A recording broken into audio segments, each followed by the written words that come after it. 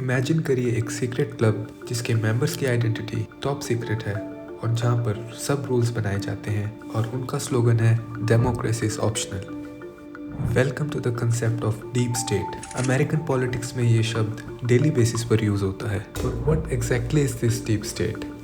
आसान भाषा में कहें तो ये पावरफुल और अनइलेक्टेड ऑफिशियल्स का ग्रुप है जो behind the scenes government policies को मैनिपुलेट करता है।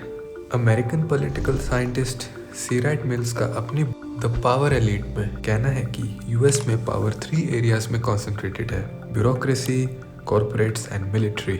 हम इन तीनों एरियाज को समझेंगे और देखेंगे कि ये गवर्नमेंट पॉलिसीज को कैसे इन्फ्लुएंस करते हैं। First, bureaucracy. ये गवर्नमेंट ऑफिशियल्स होते हैं जो गवर्नमेंट डिपार्टमेंट्स में काम करते हैं।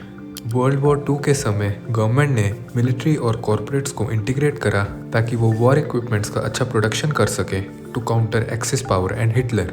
साथ ही यूएस ने अपनी इंटेलिजेंस एजेंसी जैसे CIA को फ्री हैंड दिया ताकि वो ग्लोबली सीक्रेट ऑपरेशंस को कंडक्ट कर सके। इसमें हमें 2 मेन एग्जांपल्स मिलते हैं, जैसे influencing Italian elections of 1948 and Operation Paperclip to attract Nazi scientist and engineers in US. 1950 से 1970 में जब यूएस और सोवियत यूनियन की राइवलरी पीक पर चल रही थी, तब यूएस इंटेलिजेंस ने बहुत सारे ऑपरेशंस कंडक्ट करवाए, specially for regime change. Regime change यानी तख्ता पलट, जो CIA अपनी पपेट गवर्नमेंट सेट करती थी टू ओवरथ्रो एग्जिस्टिंग गवर्नमेंट। इसके एग्जाम्पल हैं जैसे ईरान को 1953, ग्वाटेमाला 1954, कॉन्गो 1960 और their role in Vietnam and Korean war in 1950s and 70s।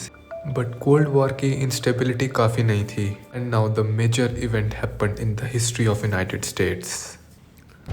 9/11 attacks ने कंडीशंस को पूरी तरह बदल दिया था and US declared war on terror in 2001। US ने इन कंट्रीज पर इन्वेजन करा और इसके साथ साथ मास सर्वेलेंस और ड्रोन ऑपरेशंस भी शुरू हुए, जिसमें मिलिट्री का बहुत बड़ा रोल था। इससे हम आते हैं दूसरे एरिया पर। Second, military. यूएस का मिलिट्री बजट पूरी दुनिया में सबसे बड़ा है और ये हर साल बढ़ता ही जा रहा है। डिफेंस पॉलिसी में पेंटागन का बड़ा रोल रहता है। इन ऑफिशियल्स के प्राइवेट कंपनीज जैसे लॉकहीड मार्टिन और बोइंग के साथ क्लोज लिंक्स होते हैं। गवर्नमेंट पॉलिसीज में मिलिट्री का इन्फ्लुएंस हमें 2003 के इराक इन्वेजन में मिलता है। इस इन्वेजन से हैलिबर्टन कंपनी को $multi-billion कॉन्ट्रैक्ट मिले for logistics supply. They earned millions of dollars, but बहुत सारे इनोसेंट लोगों को अपनी जान गंवानी पड़ी। इस इंसिडेंट से हिस्ट्री में एक इंटरेस्टिंग पॉइंट आता है जब प्रेसिडेंट आइजनहावर ने अपनी फेयरवेल स्पीच में एक वार्निंग दी थी कि मिलिट्री इंडस्ट्रियल कॉम्प्लेक्स को अगर अभी नहीं रोका गया तो आगे बहुत मुश्किल पड़ सकती है। ये मिलिट्री और कॉर्पोरेट्स का अलायंस हमें अपने तीसरे एरिया पर लाता है। Third, corporates. कॉर्पोरेट वर्ल्ड हमें लाता है वॉल स्ट्रीट पर, दुनिया का फाइनेंशियल हब जो यूएस गवर्नमेंट की फाइनेंशियल पॉलिसीज को मेजरली इम्पैक्ट करते हैं।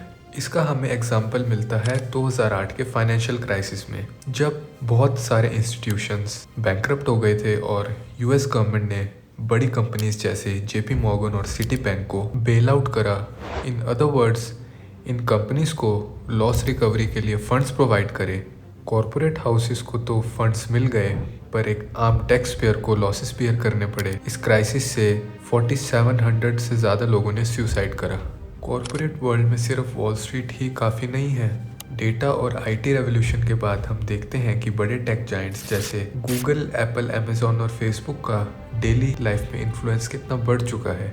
इसका हम एग्जाम्पल देखते हैं 2018 में, जब फेसबुक ने अपने यूजर्स का डेटा एक third party firm Cambridge Analytica को दे दिया विदाउट देयर कंसेंट। इस डेटा का यूज एडवर्टाइजिंग में हुआ फॉर पॉलिटिकल कैंपेन्स, वोटर्स की चॉइस को इन्फ्लुएंस करने के लिए।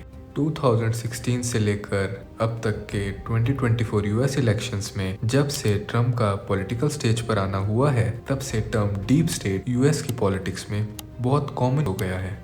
ट्रम्प का कहना है कि most of the power elites उनकी गवर्नमेंट के अगेंस्ट हैं because of his unconventional approach, specially FBI और डिपार्टमेंट ऑफ जस्टिस, जो कि ट्रम्प के खिलाफ केस फ्रेम कर रहे हैं। ऑपोजिशन और डेमोक्रेटिक पार्टी इसे ट्रम्प का टैक्टिक बताते हैं पब्लिक को रियल इश्यूज से डाइवर्ट करने के लिए। पर हम एक बात कंक्लूड कर सकते हैं कि डेमोक्रेसीज इतनी भी डेमोक्रेटिक नहीं है जितना उन्हें समझा जाता है। मैं आपको इस सवाल पर छोड़ता हूँ कि अगर दुनिया की सबसे पुरानी डेमोक्रेसी में ये सवाल उठ रहे हैं तो क्या नई और इमर्जिंग डेमोक्रेसीज में सच में पब्लिक के पास पावर है?